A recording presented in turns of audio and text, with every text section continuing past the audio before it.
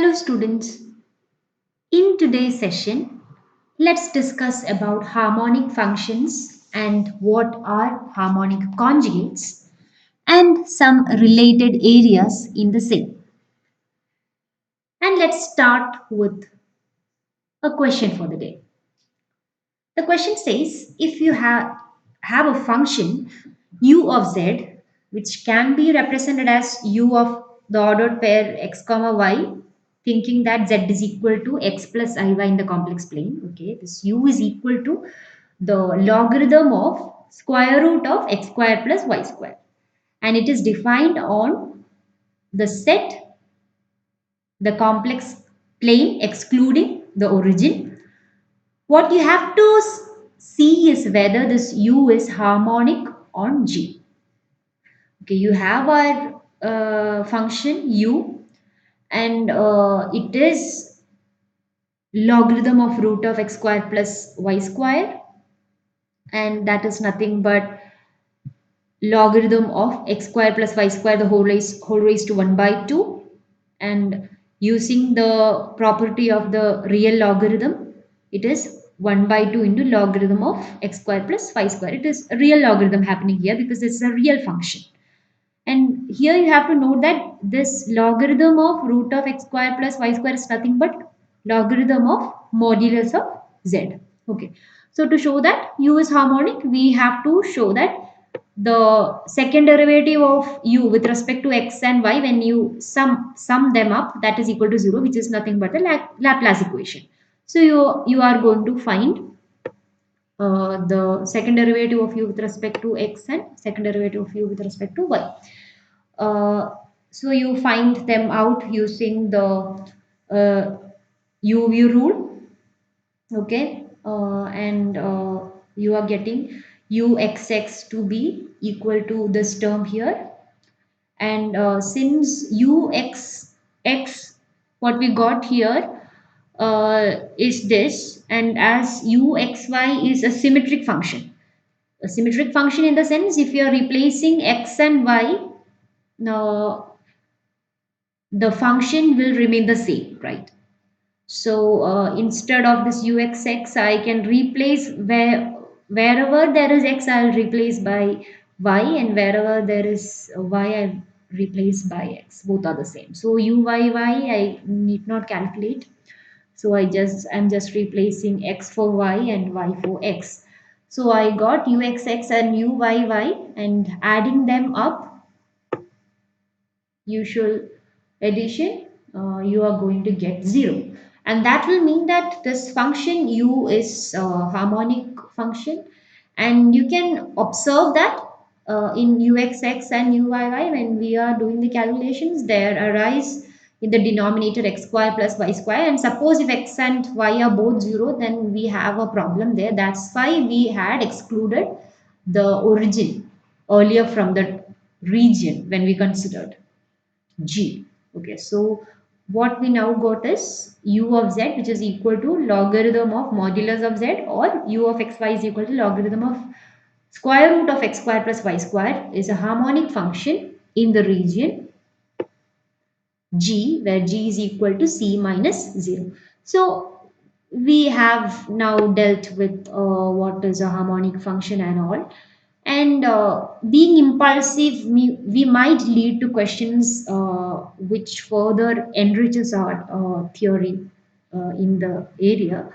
So suppose if we are being impulsive, and we are ending up with some questions. So suppose if you have a function which is analytic, we had already proved that the real and imaginary parts of the analytic function will be harmonic because they are satisfying the Cauchy-Riemann equations. We had proved it before.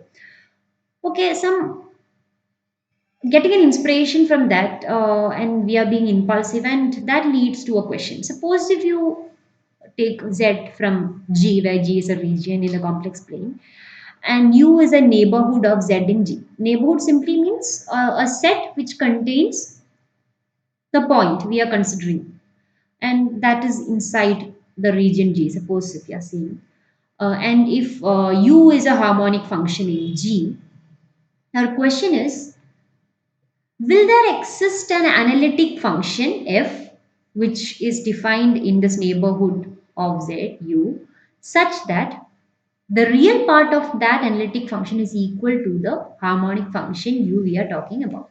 Okay, this is our first impulsive question.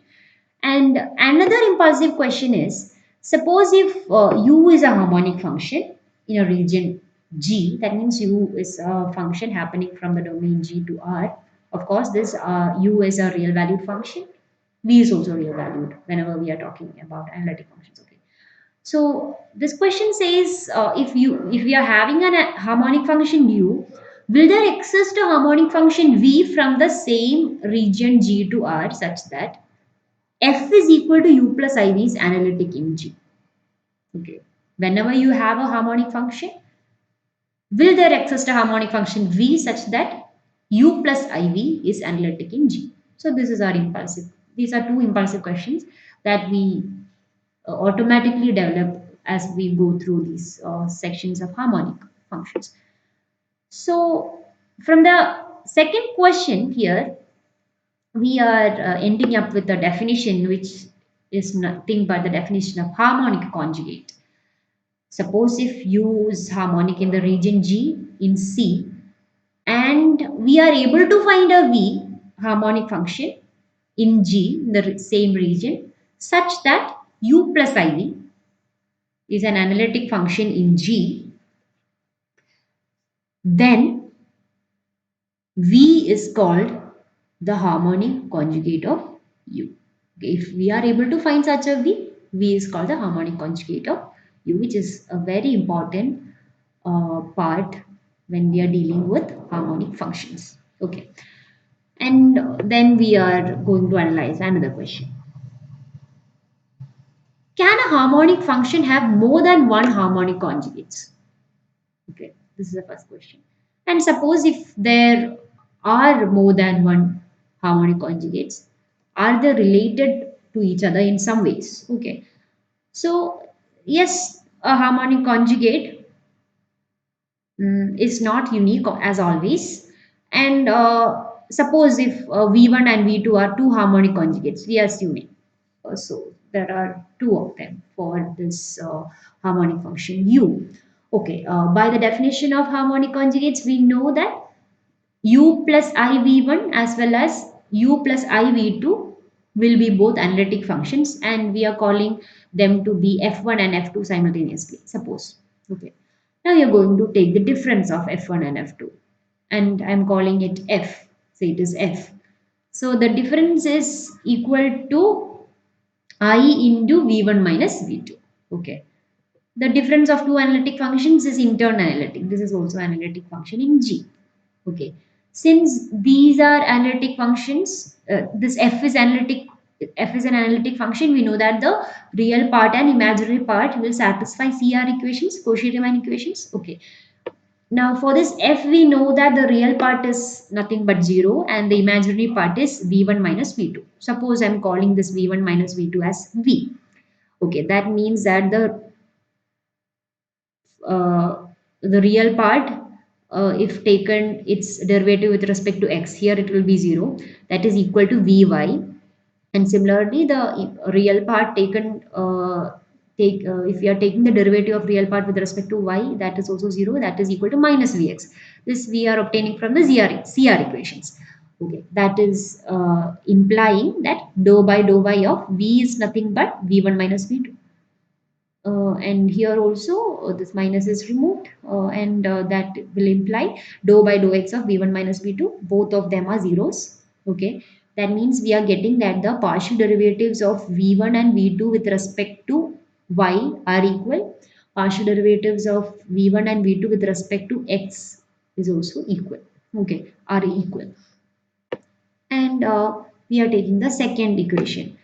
Suppose I am taking dou v1 by dou y is equal to dou v2 by dou y. Okay, this implies, suppose if we are integrating this equation with respect to y.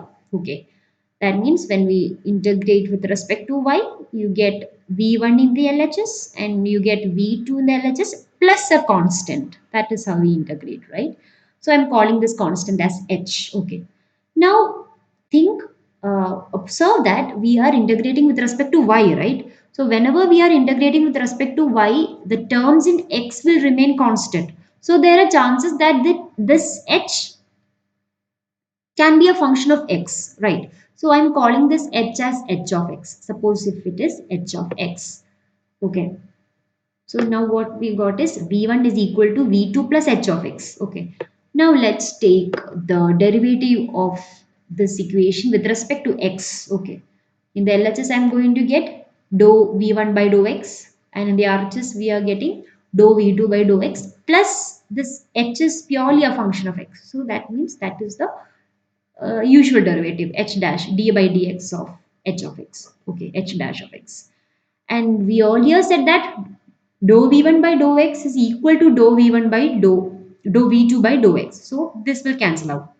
And what remains is h dash of x is equal to 0. And that is implying that this h of x is nothing but a constant. Okay, let's call it some k. Okay, so what we now obtained is v1 is equal to v2 plus k, where k is a constant. So what was v1 and v2? They were two harmonic conjugates of the harmonic function u. That means harmonic conjugates of a harmonic function will only differ by a constant. Here v1 minus v2 is equal to k. Okay, that is a nice observation we get from the session of harmonic conjugates. And let's see another question. Suppose if we are having a function f from G to C, which is analytic, okay, where G is a connected set in C, we have to show that suppose if this function is real for every set belongs to G, then f is a constant. The function is turning to be a constant.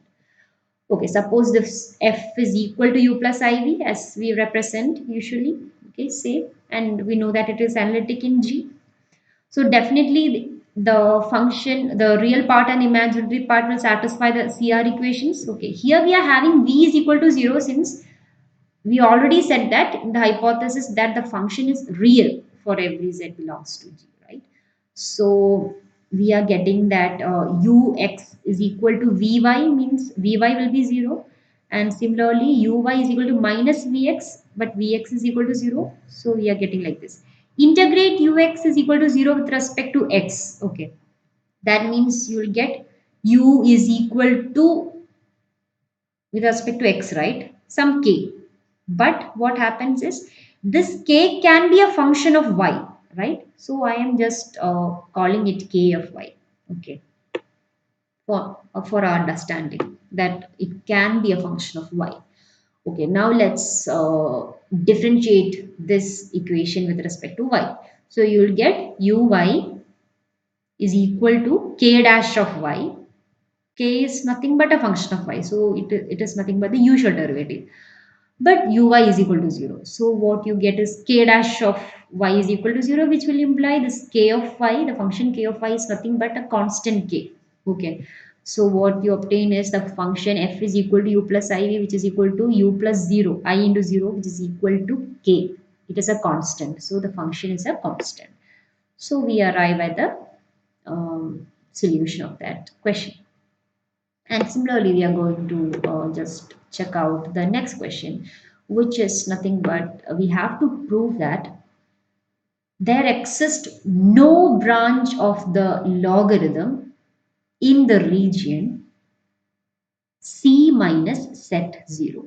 Okay, this is our aim.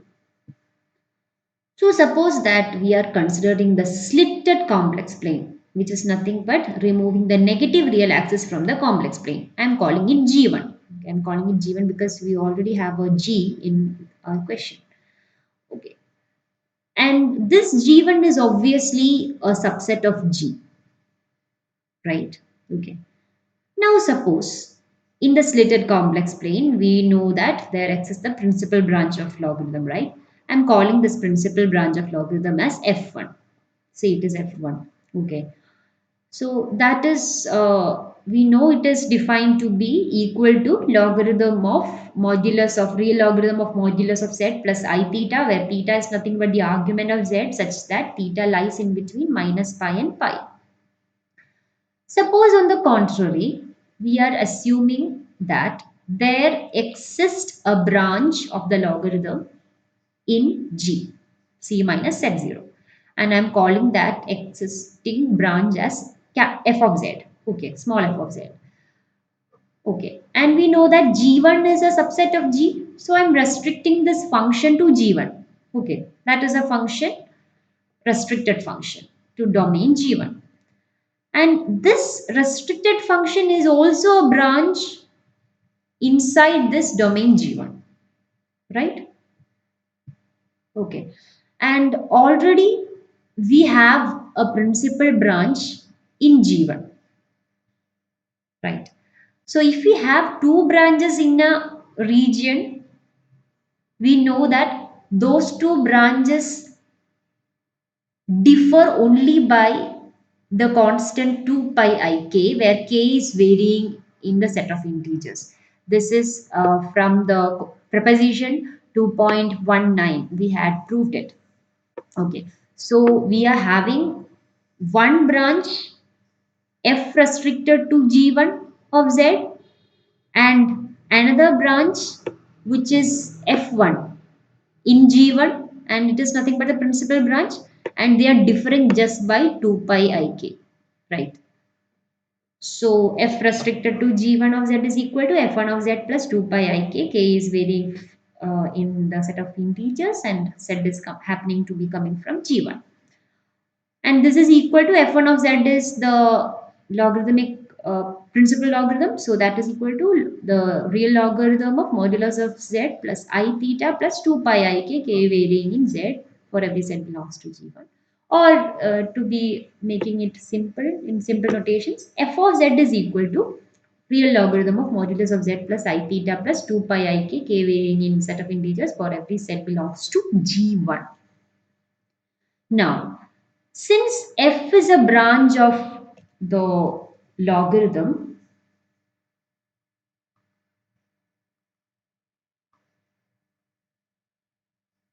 okay, branch of logarithm in G, we know that it is analytic in G by corollary 2.21. Okay, so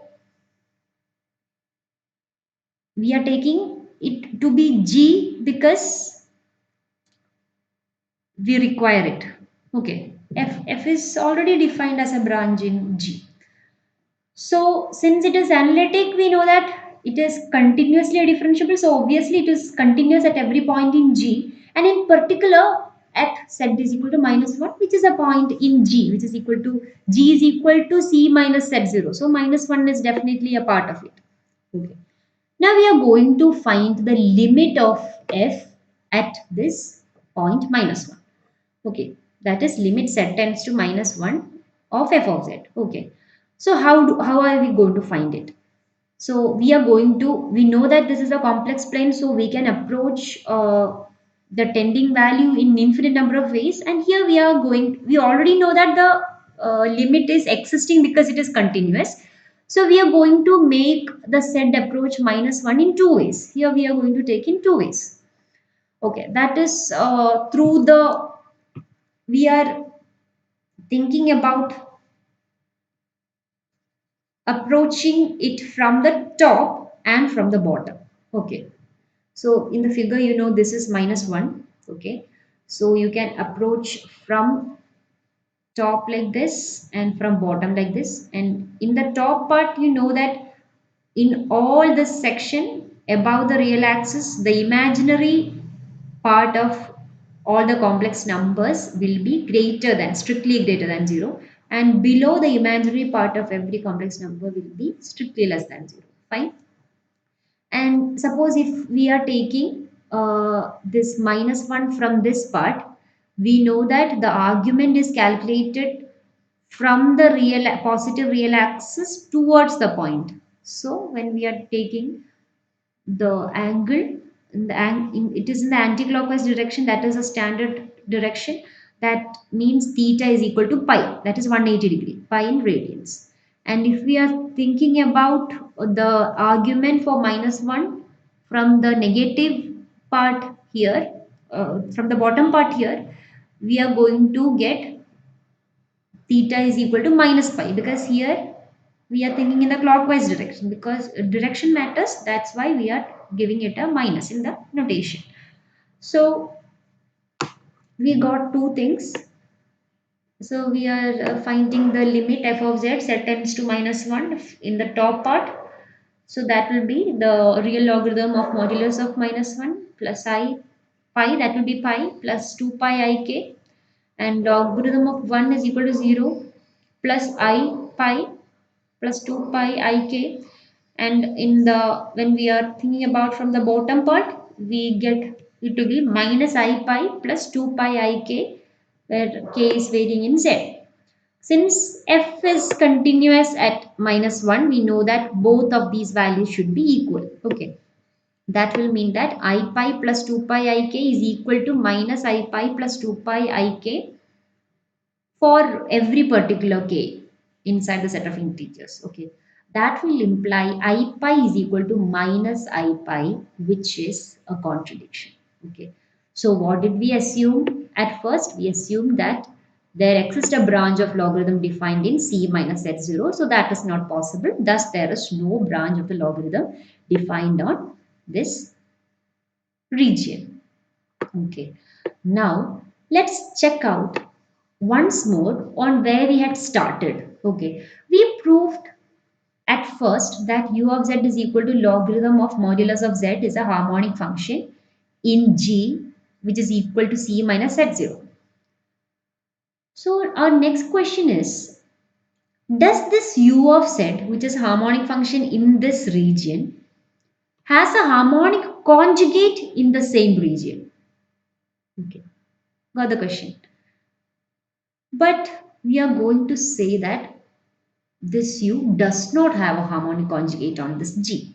So let's see how we can prove it. So that is in turn our next question. Suppose if we are having u of z is equal to logarithm of mod z, and we are assuming on the contrary that it has a harmonic conjugate. We are going to prove that it doesn't have. Okay. It has a harmonic conjugate in c minus z0, and let's call it v. Okay.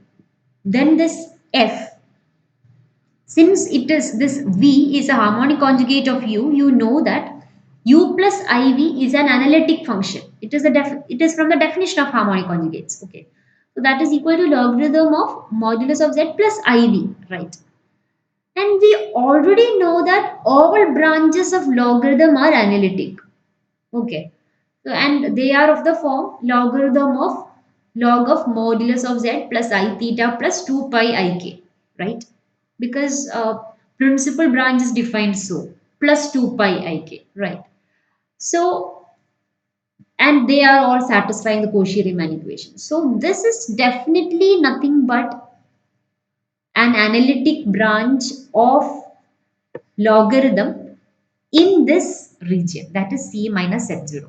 But we just proved that there exists no branch of the logarithm in the domain in the region c minus z0. So we have a contradiction there. That implies that logarithm of modulus of z does not have a harmonic conjugate in c minus z0, which is a nice observation. So from that we are asking a question. We are concluding with a question. Suppose we are given a harmonic function in a region, and in which all regions can we guarantee the existence of its harmonic conjugate? So that is a good question to end up with. So for that, we'll deal with a theorem, which is theorem 2.30, which will help us to solve this question. And that is all for today. Thank you for listening and being together watching this video.